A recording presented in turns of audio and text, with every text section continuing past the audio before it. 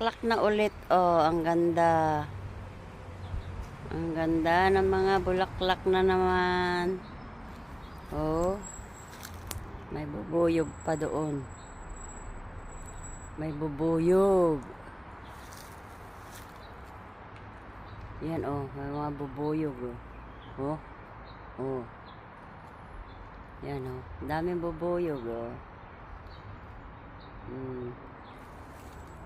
Ganda na naman ang mga halaman ko dito sa tabing bahay namin. Ayan o. Yay! Aming bubuyog. Pinapalibutan ng bubuyog. Ang gaganda ang lalaki ng bulaklak nila. Itong puti. Oh. Mabango, parang mga sampagita. Yan. Mga bulaklak namin dito sa paligid. Yan, ang gaganda ng mga bulaklak. Oh. Tagsibol na. Yun doon oh, sa kapitbahay, ang ganda rin oh. Oh, ayan oh. Ganda ng bulaklak nila. Yan. Red naman yan. Mga red naman.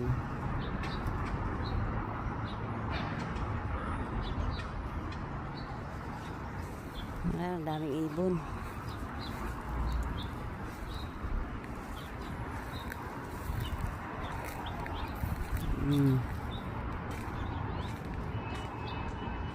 Dito, yan, puro bulaklak.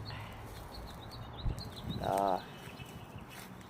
Puro bulaklak na naman dito sa harap namin. Hindi pa kami nakapaglinis ng bakuran. Dahil, mga busy. Mga busy. Yan.